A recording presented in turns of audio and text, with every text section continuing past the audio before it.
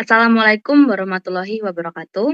Pada kesempatan ini kami akan mempresentasikan hasil mini project kami mengenai deteksi kanker payudara menggunakan citra mamogram. Fokus utama kami adalah bagaimana tekstur pada citra payudara bisa diolah menggunakan metode GLCM dan diklasifikasikan menggunakan algoritma machine learning KNN. Topik ini kami pilih karena kanker payudara masih menjadi isu kesehatan yang sangat serius, khususnya di Indonesia. Kanker payudara merupakan salah satu jenis kanker yang paling sering dialami oleh wanita di seluruh dunia. Di Indonesia sendiri, kanker payudara adalah kanker dengan jumlah kasus tertinggi dan juga penyebab kematian terbanyak. Pada tahun 2020 tercatat lebih dari 68.000 kasus baru dan lebih dari 22.000 kematian.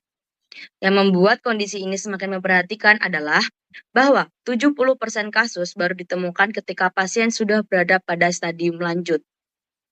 Karena itu, deteksi dini menjadi sangat penting. Salah satu cara utama untuk mendeteksi dini adalah melalui citra mamogram. Mamogram adalah alat pemeriksaan yang menggunakan sinar X dosis rendah untuk mendeteksi adanya kelainan pada payudara. Dari citra ini, dokter bisa melihat apakah ada benjolan, klasifikasi, atau pola jaringan yang tampak mencurigakan.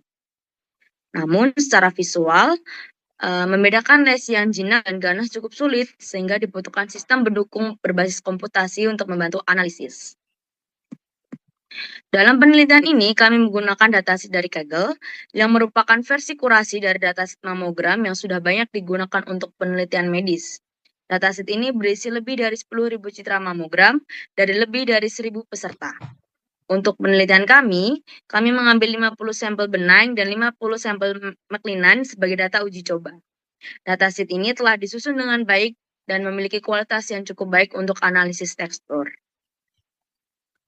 Baik, selanjutnya kami paparkan diagram alur pengolahan data, dimulai dari input data, feature extraction, feature engineering, dan classification menggunakan KNN.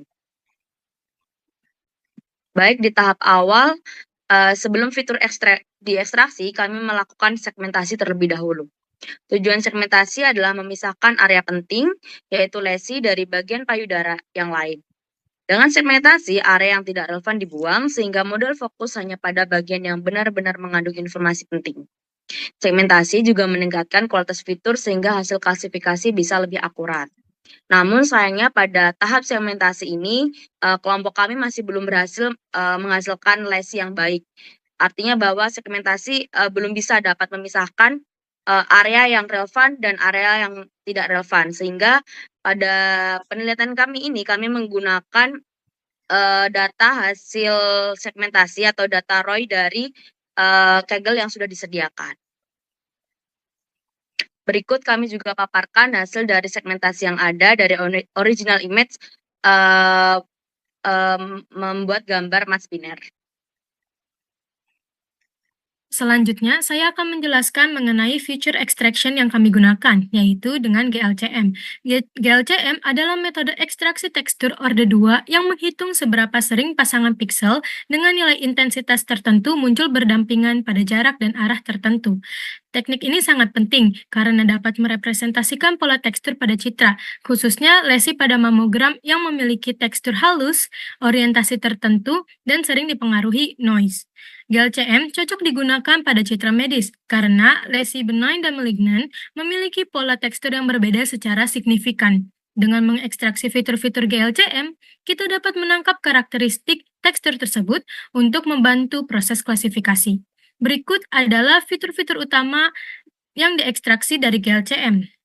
Ada kontras, dissimilarity, homogeneity, energy, correlation, dan entropy. Dengan fitur-fitur ini, GLCM mampu memberikan gambaran tekstur yang sangat detail sehingga berguna dalam deteksi dan analisis lesi pada mamogram. Next. Dari 100 data, ada 96 data yang berhasil diproses.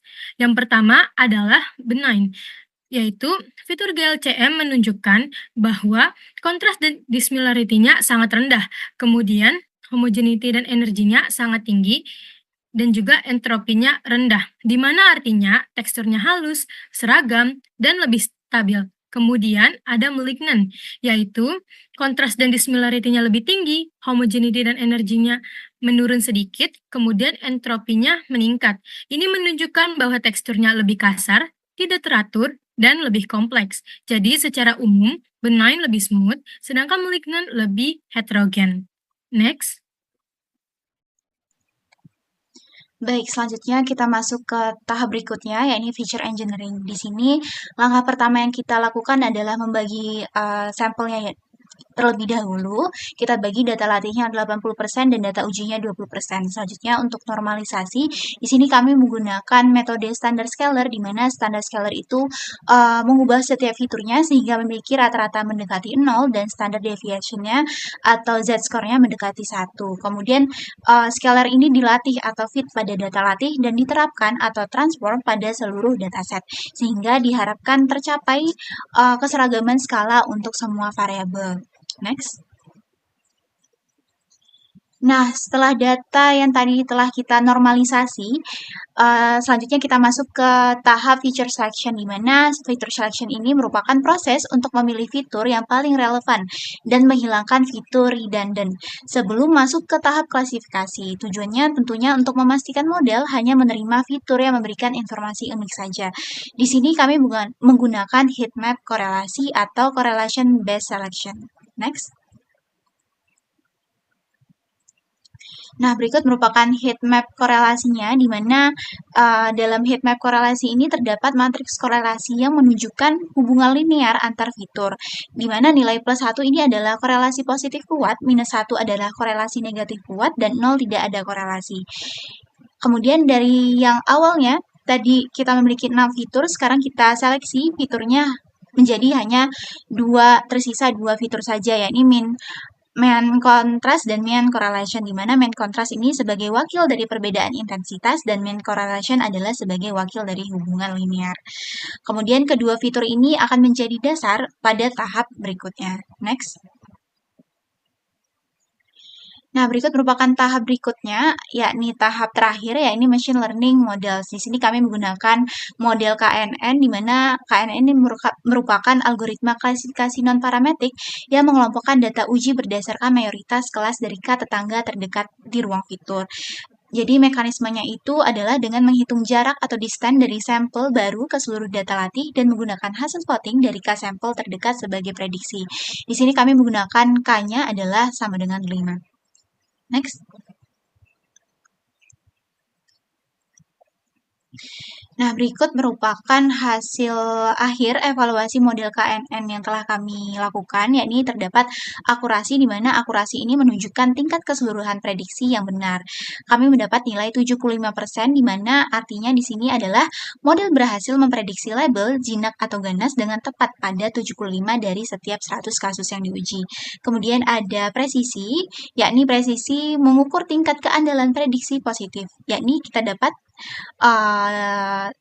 presisinya adalah sebesar 72,7%, yang artinya sebanyak 72,7% ini benar-benar ganas, sedangkan sisanya merupakan kesalahan prediksi atau false positif.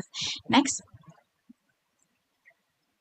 Kemudian kita dapat recall juga, di mana recall ini menggambarkan kemampuan model dalam mendeteksi kasus ganas yang sebenarnya. Didapat nilai 80%, ini artinya model mampu menangkap 80% kasus ganas, sementara 20% kasus tidak terdeteksi dengan benar atau false negatif.